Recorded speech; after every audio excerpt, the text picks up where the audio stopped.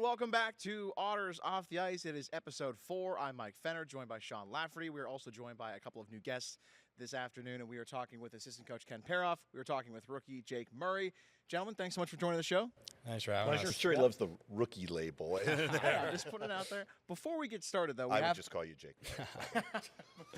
Before we get started, now they're off to a great start. We have to address the elephant in the room. We've got a little bit of a Go Sabres. Go Sabres. I'm the fan in the seats, so That's right. I decided, got to find a sweater that, and it's got Otters vibes because it's an It's an old Timmy Connolly sweater from his days before Buffalo went royal blue and they still had the navy blue going on. So go Sabres. So take advantage of it while I can. We understand that that's going to be a new kind of part of the rotation of the show, right? Yeah. What was the rationale for this first week for this one? First one is you got to take advantage of wearing the Sabres jersey while you can. They're on a good run right now. They're on a great run, yeah. I mean, hey. Wear them while it's hot. Yeah. I saw them the other day in person, and it looked like a completely different squad. They looked real. It looks like a real thing. You know what I mean? Real hockey Flyers game? Yeah, Flyers game. It looked like it doesn't look like it's like a fluke. This looks like a team that's kind of got it now. Well, hopefully it's only been 15 years. Yeah. Tough goal. It's a long stretch. It's a long rebuild. Yeah. Not that anyone's counting. All right, guys, so we'll first talk a little business. We'll talk on the ice and talk about kind of what's been going on recently with the team, the state of the team, and a couple recent games, of course, coming off of a 3-2 home loss against Windsor, the 6-1 loss against Saginaw. Guys, we can't sugarcoat it. It's been a tough stretch here, but just want to ask, in this loss to Windsor, giving up 3 first-period goals, but still a chance right at the end of the 1-goal game and a chance, to empty the net and try to go for the equalizer. I know you obviously want to pick up the 2 points, but just how do you assess maybe the fight and just, the resiliency, the way you guys battle back in that one to really get close to picking up a win? Yeah, I think for our group, obviously we lost some guys, so it was tough for us, but I think one thing our group is really good at is, never giving up and kind of having that fight in them. And for us, I think we really took advantage of that game. Even though we didn't have the outcome we wanted, we fought right to the end, and it kind of showed there against a good team like Windsor's 3-2. And, our team they kept battling, and that's kind of what we took out of that game. Yeah, we pushed. I recall, I think Jackson Schouten made a real nice appearance in that game. It was physical play. We had a handful of guys step up and push towards the latter half of the game. I think they got off to an early lead on us. We were able to come back a little bit. So for us, I think as coaches, that's what we want to see is kind of that never give up, that never die attitude, if you will. I think that's a huge part of what we try to do here. Proud of the group that night. Maybe not so much the following night, but again, we're in development mode, if you will, trying to push our team every night. And I think against Windsor, we really showed, what this team hopefully can be down the road. And is that something that when whether it's Jake answering or Coach or both, is that something when you get done with that Windsor game, you can say, yeah, we can forget the last 3 or 4 games. This shows that we can compete with the best out there. Yeah, I think even in the locker room, kind of everyone talking we kind of said if we play like that, we can stick in these games and, come out on top of the games if we want. So I think just as a group and as a whole, we kind of know that if we stick together, there is a chance for us to, come out on top. Yeah, and I could see it. I think coaches can see it, and I'm sure Jake can speak to it. There's some confidence that comes with being able to hang with teams like that, and I think, what we're doing, I think now at this stage where we're really at, where you have to disassociate yourself a little bit from the result and focus on that process. And there were a lot of things we did really well in that game, coming back and showing fight being one of them, the obvious one. But even in terms of just, stuff we work on all week in practice, coming through and being evident during that game, things we talk about internally with our group. So it was a sign, I think, that we're headed in the right direction, and hopefully a game that, our guys took some confidence from. Special teams in that game, 1 for 2 on the power play, and then limiting them in an over 3 effort with the PK being so successful. What do you think was the reason for that, and how encouraging was that to see? No, I'll let you take that one. That's yours. For the kill, something that I work with, I think we've got it down to a spot where I think it's a really simple approach that we could basically plug and play, particularly any forwards that we need to on that unit. And again, I think the D know what their roles and responsibilities are. So everything's kind of up and running. I think they know what to expect, and it's been simple for us, or we've made it simple for them. To the power play, maybe Jake can talk a little bit more about that. But I know Coach Keenan's putting in a lot of work there, making sure he's got a game plan. The guys seem to be following suit. Yeah, like power play, I think, obviously Kenny's got the PK figured out. So power play, I think right now it's kind of just, floating and, seeing guys here and there, like kind of putting pieces, I guess, kind of figuring it out. So obviously, again, it's a process for us and kind of just to see where everyone fits right now and to see along down the road. And I think that's where our power play's heading. So Let me ask you this. Coach, you mentioned the process and trusting the process. For the fans, a lot of whom measure things in W's and L's, and that's pretty much it. What do we need to be looking for when we start to turn our attention, I think, to the process? What is it we need to be looking for when we're measuring growth when we're just watching a game? You know what? That's a really good question. The first thing you got to do is just watch, I think, the energy and the effort of the players. Like being able, we spoke about the Windsor game as a good example of one where we didn't give up. I think that's obviously, any team that you're on, that's part of their process. But I think there's a lot of subtle things that you can look at on an individual level with guys. Maybe a guy hanging on the puck, making a play that he maybe didn't have the confidence to make a few weeks prior. Maybe a guy taking a few hard strides and finishing a check in a situation he might not have done a few weeks prior. I think for our fans, especially the ones that come on a regular basis, we would hope that they could see some growth like we see as a coaching staff in certain parts of the game. I know the word process is kind of an all-encompassing term. It is hard to narrow down that focus, but if you can look at effort and the individual improvements that guys are making, I think that's something we can be proud of moving forward. What's the biggest takeaway you guys have just from the previous weekend, or thing that you're learning about this group, knowing how fluid things have been with considering all the roster change that Jake alluded to at the start of the show here? Yeah, I think like what Kenny said is confidence. We're just taking that from now and I see how it goes. This weekend, I guess, coming up. I think every guy in that room is just gaining a bit of confidence and kind of understanding the role that they have to play now. And I think we're just going to be a great find. All that change so quickly, did it feel a bit like training camp again? Yeah, it was kind of different for me. I mean, I'd never been a part of something like a trade deadline or anything, so it's all new to me. And it's obviously a business decision at the end of the day. And those guys that were here, they're all great to me and kind of helped me grow for my rookie season, I guess. But at the end of the day, it's a business decision, and it's fun to be here with all these new faces. So I think we felt that way as coaches. You mentioned training camp again. Oddly enough, we actually did for example, we did some fitness testing yesterday to see where guys are at, and a lot of teams wouldn't do that mid-season. Us being in a spot where we are prioritizing development like we are, those are, it's data we want to have mid-season. We spent a handful of days and walked through our defensive zone coverage and kind of demonstrated it or taught it in a way that might be, you'd see more often in training camp. But with all the new faces, it's really hard to hold guys accountable to things that they don't really know.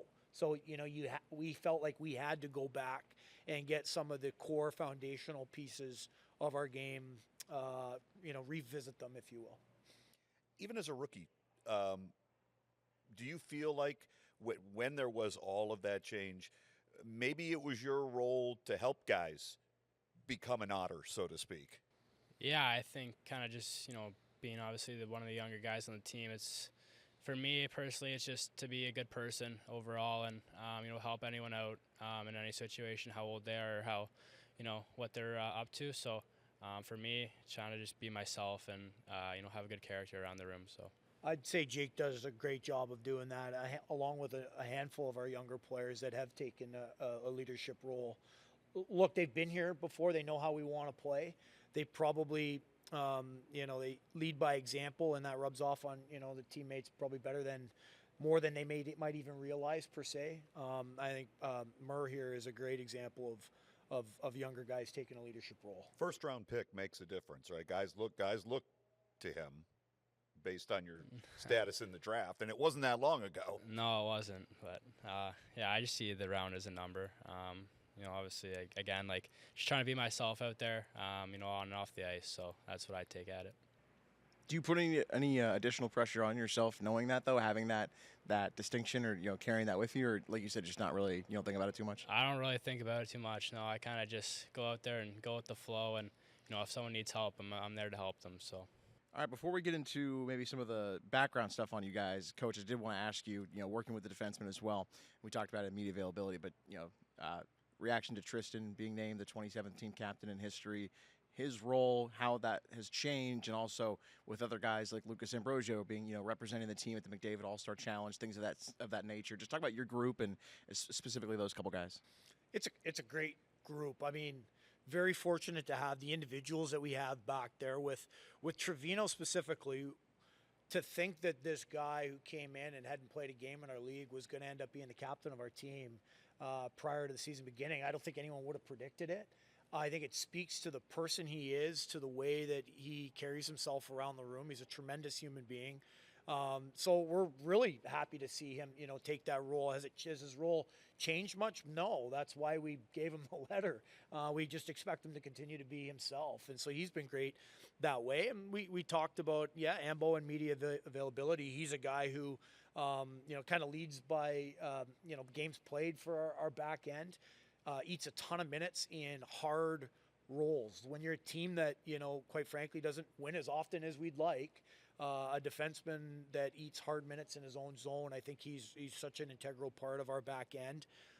And there's a handful of other guys, too, to see Julius Sari come over in his first year coming over from Europe to do what he does. I think he's been tremendous, not to mention the personality he brings in our room, also great. He's a guy who, could smash you into the corner 1 minute. Next thing you know, you hear him playing a ukulele on the bus. So, I mean, he's got quite a range in his character. We love him. I need video of that. Yeah, I'm sure there is some. I'm sure you can track that down. D'Alessio is a guy who played a few games for us season prior. He's taken a big jump. That's terrific to see. Frasca, Gowan, both guys that are younger in this league, that are finding their way a little bit. Both are good kids. They're working towards the right things. So we're working with them diligently, trying to get the most out of those guys as they kind of find their way in this league. But they're good kids, and so I think all in all, in the back end, it's been a positive experience. All right, let's kind of rewind. Take me back. Take me through how it all started. I want to ask both of you guys how, where, why the game of hockey. I mean, it's a simple question, but it's got to be an interesting answer and a detailed answer for both of you, I would imagine. Yeah, I think for me, probably just watching my dad. Back in Meaford, where I'm from, it's just a small town, so he'd always go to his beer league games or whatever, and I'd be always watching. So I think that's where part of my game came from. It was all grit, all there. So it was a tough game, tough style there. So just watching that, and then I kind of fell in love with it. So right from there, and stepped on the ice as soon as I could walk, pretty much, and threw on the jersey and then started my hockey there. Did you? I want to ask this. When did you, in your mind, start to go, there might be something more here than just, no offense, Dad, the beer league?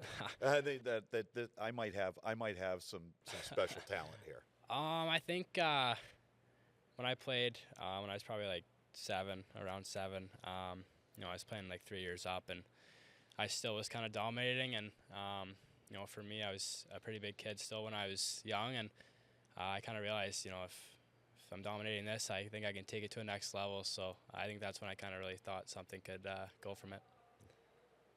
All right, your story, Coach. Yeah, I mean, look, I think a lot like Jake. I grew up in a really small Northern Ontario town, about half an hour outside North Bay. There wasn't really much else to do. It was hockey or nothing. So the local rink is kind of where the city congregated, if you will, or I can't even really call it a city. Let's just call it a little town. Again, like Meaford, I grew up in a place called Chisholm Township, just out Astorville, some people call it. It's got a few names. It's kind of a small little area. But nonetheless, hockey was basically the sport everybody played. So gravitated to it when I was young. Obviously pushed it as far as I can go. I obviously got drafted to the OHL. I was fortunate enough to play 4 years in the league myself, and I think that kind of, when you move away from home and you commit to something like that, it becomes pretty ingrained in your life. So, I didn't know per se when I retired I'd end up coaching. I'm glad things have worked out, and I'm able to have the job that I do and come to the rink every day and work with kids like Jake. It's awesome. So, it all started, I guess, in one of those small northern towns where it's really, hockey kind of is culture there. Okay, being from North Bay, are you more a Centennials fan or a Battalion fan? Well, when you're not here. Ironically enough, the battalion previously came from Brampton, the Right. Brampton Battalion, and they moved up to North Bay, which again is my hometown. I wasn't fortunate enough to play for them in my hometown. I was with Brampton, so I am a huge battalion, I guess, supporter. At that time as an alumni. Yeah. However, the Centennials, I think, when you're a young kid watching hockey, I think that team will always kind of grab your heart. So I'll go with Centennials on that one. Great logo. Yeah, Love the logo. Great logo. Yeah, cool jerseys. I think I was going to say, if you can get a sweater, that's I think good. we played them once this year, and they were wearing the Centennial jerseys as opposed to the traditional battalion green. So, it was cool to see that logo again, or that jersey at least again. I bet. What was a really good formative experience for you guys that Sean asked about, like, okay, when did you know, hey, you might have something here, but maybe something that really pushed you further, or just a good positive experience where, like, I know this is exactly where I'm meant to be or exactly what I want to be doing? I don't know. I think just going to the rink and, seeing how much fun it is with your friends and teammates is something that you're like, okay, like this is, something I want to do for the rest of my life. Or if you ever think of, what you want to do beyond hockey and you can't think of anything else, like for me, all I want to do is play hockey. So, it's be a pretty cool job just to play hockey for your job. So I think that's something that just goes in my mind all the day. Yeah, try and describe that if you can, because, obviously, we talked to you. You've been playing since you could stand, Yeah, pretty much. And there is still that, it's the only place I want to be, the rink, and it's the only thing I want to be doing is playing hockey. Try to describe that passion for someone, for something like this that you've had your entire life, give or take. Yeah, I think it's just the opportunity that you have right now. For me, like growing up and watching the OHL was like the NHL to me. So, and to now see that I'm in it is pretty cool. And to see that I still have the love for the game is awesome. And you wake up every morning and all your mind is hockey. So, to describe it, I think it's just something that is awesome. And it goes through your head 24/7, and that's all you think about. So it's pretty cool. Coach, I wanted to ask you about, you talked about how rewarding it is to be a mentor and to work with guys like Jake, guys like in your room. Yeah. What's a great example of someone where you feel like you were able to help kind of maximize or bring the best out of a player or players along your coaching journey? Where is a moment where you feel like, man, we really made a huge difference and we're able to get the most out of somebody and really push them to be their best? Well, there's a handful. I mean, you speak to it early. You play a role, I think, in any defenseman, especially for me, working with the defense, and anybody that comes through here. So, you look at a guy like, say, Ty Henry, who's, obviously not with us at the current time, to put in the work with him and to see how much he's improved over 2 years. I think he's a good example of it. Lucas Ambrosio kind of on that same path. And then, dare I mention a name like Matthew Schaefer? It's an extremely rewarding experience. He comes in, I believe he had 17 points in 55 games or so his first year, and he jumps the next year with 22 points in 17 games. It's an amazing transformation. I can't sit here and take credit for Matthew Schaefer's success, but everyone plays a part in it with a guy like that, and I got a front row view of it per se, and to see what he's doing now in the National Hockey League, it's a really rewarding feeling. So, those are some examples, I guess, of recent years that stick out to me. Brought up Shafe, so I've got to ask, when you see all the attention on him and you see, like the other day, I saw him, I believe it's for a drink for the NHL. He's now a spokesman. He's getting sponsorships and he's out. I mean, how cool is that for you to think this guy was playing on this ice last year? Yeah, it's unreal. I mean, even seeing all the faces like McDavid come out and see that he played for this organization, it's obviously something special. When I first got drafted, that I looked at, and I was fortunate to have Schaefer actually text me and give me a call after I got drafted. So it's pretty cool like that, and just to see that he's still watching and still cares, and a guy like him to jump to the National Hockey League and do what he's doing is pretty special. Yeah, no doubt about it. Yeah. See I mean, I'll be the first to admit I wondered if physically he was big enough to take on a regular NHL role, Right. and he has joyfully put all that to rest. I mean, he is something else. Yeah, look, guys, I think he exceeded pretty much everyone's expectations. You don't expect to see it because nobody's really done it before. I think somebody brought up a graphic the other day. It was like Cale Makar had only played his first NHL game at the age of 21 or 22 years old. And Quinn Hughes, similar. Mm-hmm. This kid's 18. Yeah. I think you learn never to, doubt out Schaefer, knowing him as well as we do. But again, what he's doing has been really impressive. Being mentioned with names like Bobby Orr, like for some of the for statistics to start the season. statistics. Yeah. Yeah, unbelievable stuff. Wild. What's sort of the best moment, or maybe like defining moment? This is going to be obviously harder because there's less of them so far. I was going to say in the OHL, best or favorite moment for both of you guys, I guess, just in this league. That's a very broad question, very open, and obviously there's going to be a lot more options for Coach with being your rookie season. Jake. I'll let him start. You can think about it for a second. I mean, a couple of moments that stand out to me. Just the playoff success we had against Saginaw last year. Look, we're playing a defending Memorial Cup, champion, very good team, a lot of good players. For the offense to kind of come alive, for us to see, I think of a guy like a Malcolm Spence or some of the older guys like Fimis and Alfano and some of the names that were there that had been here for a while. To watch how they elevated their play for that series, I think was a moment that made that really special. I think in terms of unique moment, I had only known our head coach Chris Millette for maybe 2 weeks, and I was, I found myself between the benches, with him that, went pretty viral. I remember. Free Millette. Yeah, Free Millette. And I remember talking to him later that night and joking around like, hey, I think we've, got over 1 million views on social media.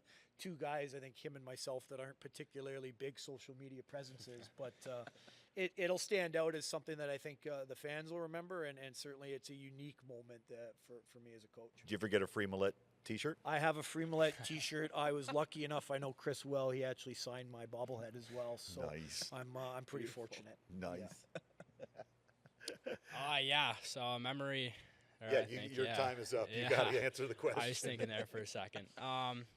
No, I think just going out with the guys, when we have the chance or an off day and kind of just hanging out with everyone. I think it's kind of good for me as a younger guy to, hang out with, all the older guys. And, obviously some of them still treat me like a little kid, but, just to have that, experience with them and kind of see what, they kind of do on their off days compared to what I would do back at home, or, just kind of hanging out with them. And, another funny one was actually the other game against Windsor. Me and Ritt were on the ice, and, I don't think I'll ever forget this, but we were in a scrum, and, we were both, kind of feeding the guy, and, we looked at each other, and Rick gave me a nice little wink mid scrum, and I winked back at him, and it's just something I'll never forget from Ritt. Yeah. Nice. Lloyd, for those of you unfamiliar with Ritter Coombs, by this point, that, by the way, that the first 3 4 episodes, for 4 on the episodes. Getting referenced. Ritter Coombs being referenced. He's got a lot of hype coming his way. Yeah, he does. He does. All right, guys, let's get let's get a little fan mail. I was going to say we're going fan mailbag here let's now. Let's kind of go that way. All right. So I would ask both of you, who is sort of your childhood hero in sports? Let's go. I'm gonna add the caveat of non-family member, like maybe someone that you grew up watching or aspiring to be like. Can be hockey or non, but childhood hero in sports. What would you say? Who's your favorite curling name? I'm just kidding. Funny enough, we actually got to go curling in Murray's hometown of Meaford. Really? I can't say it was one of my favorite moments. I wasn't very good. But you bring up curling, we have had the opportunity. I think for me, it's a tough one. You say not family, immediately that rules out your parents, who obviously I think have a huge impact on anybody that plays in this league. But for me, I guess some of those old Leaf teams, I think of like, the Wendell Clark and Dougie Gilmore, even Matt Sundin, the way he played. Where I grew up, I only had a couple channels for pretty much my whole life. So I got one hockey game a week. CTV and CBC. That's and that it. was And CBC Hockey Night Canada. Yep. I didn't miss it. I'd be there watching every Leaf game on Saturday night. In between playing hockey outside or going ice fishing. That was just kind of where I grew up. And for me, the opportunity to watch the Leafs back then, the one game every week was great. Actually, I could probably throw Don Cherry in there as well, the Canadian journalist icon, really. the fashion plate. Yeah, of Hockey Night in Canada. Yeah, true. Yeah. I mean, a lot of his takes maybe haven't aged with society per se, but he was a guy who I think Fair to say. Yeah, fair to say, but I think he's a guy that quite frankly, probably learned a lot from when I was young in this game. Yeah. Yeah, for me, I think what Kenny said is it's your parents, obviously, right away you think about, and no family member, but Chris Neal is my dad's cousin, kind of related to our side, so I kind of looked up to him on the Senators. So he was, that's also kind of where I get my game style from. I think is him, and I think just outside of hockey, a person was Kobe Bryant, the basketball player. I think as a young age, I would try and start reading books, and the first book that I actually liked, I think, was his book. So just kind of about his whole life story and what he went through, and I think that was kind of inspirational to me. So Awesome. Yeah. Still one of the most insane celebrity deaths I think we've seen in recent Yeah. memory. Well, That was I mean, wild. yeah. I think everyone remembers where they were when they heard that news. Yeah. That It was is one of obviously those tough. moments. Yeah, Yeah. it was. He was that big of an icon. Yeah. What is a skill that you possess that is non-hockey that fans might not know or expect? This could be fun. Really on the spot, though, so that could be tough. yeah, I gotta think about that one. That is a tough one. I like the outdoors, so I think I like to fish. That's one I like to do. I'm pretty good at. A skill. Fly fishing or No, just Off the boat? Yeah, off Yeah. the boat or from Off the land. dock, I could yeah. Dock, cast. I yeah. could use a bait caster or traditional rod, whatever. I don't know. You're up there. Yeah. You were way up there in Yeah, Ontario, no, so I think maybe a little fly fishing. I don't know. Not a lot of fly fishing. I Okay. have been. It is quite challenging, but I wouldn't say that I'm great at it. I do really like old rock music, so I can usually pick out music pretty good from an older generation, much older than I am. I'm born in 1989, but I feel like most of my music tastes are probably prior to that. So I'm a bit of a music buff in those eras per se. Cool. Let's talk later. Yeah, for sure. And then that's really it. I'd say for me. Yeah. Yeah, I don't. That's a tough You know what? one. Let's but tie this into our next question. I was going to say, what's a hobby you enjoy outside the rink? So it doesn't have to be a skill. We can go that Alright. way. And Ken kind of alluded to both things in Yeah. one. Yeah, like Ken said again, you got fishing around, that's a big thing for kind of small towns. So fishing is a big one for me, and I wish I could say I was good at water sports like surfing and stuff, but I'm not there yet. I'm trying, but in the summers I like to do that, and I think a hobby and a skill that I kind of got good at recently is tennis. I was on the school tennis team with one of my buddies back at home. We signed up as a joke, and it turned out to be pretty good. So Guess what? You made yeah, it. yeah. That's fun. Attaboy, Murray. All right. What is one food you will absolutely not eat? That's Or order. tomatoes for me. Hate Really? tomatoes, I'm yeah. with you. Does that mean like No does one that mean cares, like I'm just pizza and tomato sauce No, I and love everything? tomato sauce, just straight tomatoes. I Okay. can't do. A lot of people No. criticize that. Like a I'm with sliced you. tomato Yeah. I'm or on your something. side. Yeah, Just saying. It's like if somebody eats a tomato like an apple, that Oh. grosses Yeah. you I out. can never do that. No. Honestly, I'm kind of known, I think, amongst our staff at least, as a guy who eats everything, never complains. So I'd say my favorite food would be like sushi or Chinese food. That type of food is usually my favorite.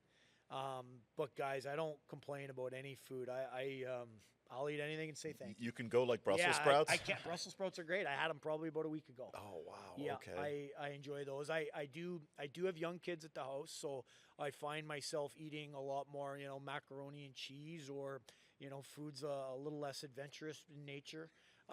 However, I have adapted, and I'll eat that too. I don't complain. It's all good. But in case he's asking all the questions because again, I'm blind. I don't even know why I'm holding these. So Our production staff behind the camera is laughing at me again. I was gonna. Go ahead, Mike. The last one I had is just. So we're all wearing brands every single day, right? I mean, I can see the Under Armour from across here, but so I don't want to nix any. I just want to ask what your favorite brand is. You're out, out for a stroll, whatever. What's your favorite brand Again, to wear? Don't jeopardize any Yeah, possible deals. Yeah, maybe I shouldn't have put this question in there. Maybe that was, poor editorial work on my part. But I'm a big Lululemon guy. Okay. I think that's kind of just my casual spot to go to shopping is just Lululemon. So. Yeah, I'd be honest. I didn't know I was wearing Under Armour. Until I pointed it out. I guess I'm brand blind, if you will. I find guys are talking about jerseys or different apparel and stuff. Like, we obviously wear a number of different things. I really don't pay much attention about it. I can make up an opinion on it, but to be quite frank, I like to wear clothes that I could probably wear standing around a fire as much as I could, at a dinner. I'm pretty bare bones that way. Pro's pro answer there. Yeah. Yep, exactly. I can appreciate that answer. Yeah, it's the truth. Yeah, my wife will tell you, if it's not a suit, he looks like a pig. I mean, well, not a pig, but I mean, Okay. it's t-shirts or hoodies and jeans and That's it. Yep. Exactly. Well, hey, gentlemen, thanks so much for joining us. We really appreciate your time. pleasure. Thank you. Thank you. Jake, Thank you. Yeah. Continued, Thanks, guys. continued That good was luck. good. Thank This is you. Coach Good Ken luck, Coach. Peroff Thanks. and Jake Murray. For Sean, I'm Mike. And for you guys, thank you so much for watching Otters Off the Ice. We will see you next time. Next week. Woohoo!